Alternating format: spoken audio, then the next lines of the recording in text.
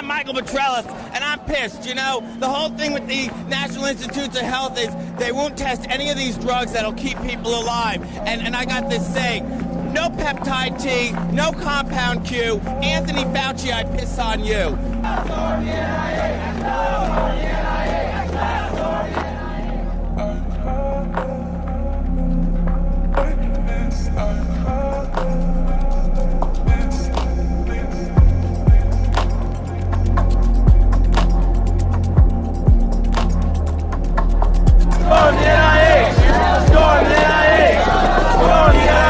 There's a blatant conflict of interest, and this runs rampant through all of NIH. And this is the history of how AZT became the subject of over 80% today of the studies being done by NIH for AIDS treatments. This one drug that's already shown itself to be highly toxic, very expensive, and of, at best, extremely limited effectiveness.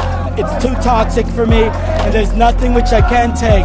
And the only drug which these people seem to have any concern with is AZT. Obviously, there's something going on here between the makers of AZT and the NIH.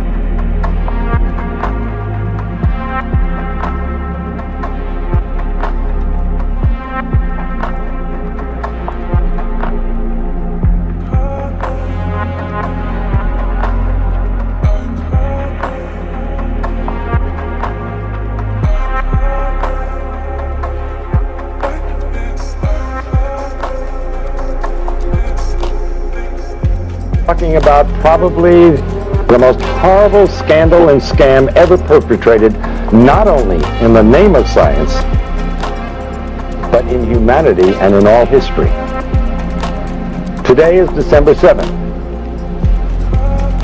and I was 12 years old when the attack on Pearl Harbor came, and I remember World War II very well.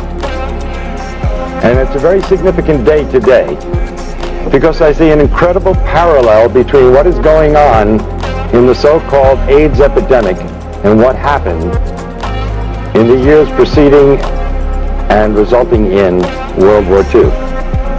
The great lie of Hitler. It's amazing. I think he would envy the job being done by members of the National Institutes of Health and even the media, especially in this country.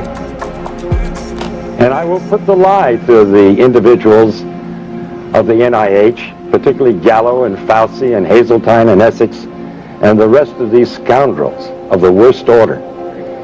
Criminals guilty of genocide, without a doubt. I invite them to take me to court. I wish Burroughs Wellcome would take me to court, because they have been putting out a killer drug knowingly. Because in a court of law, I would have the opportunity to provide the absolute proof and evidence, as I have in my book, Deadly Deception. Now, I'm not alone in what I'm doing here today. How does the press escape such obvious truths? Why would the finest virologist in the world, the most noted virologist, member of our National Academy of Sciences, Peter Duesberg, why would he put his entire career on the line? What did he have to gain? He's already lost his laboratory and his funding. They can't take away his professorship because he's tenured.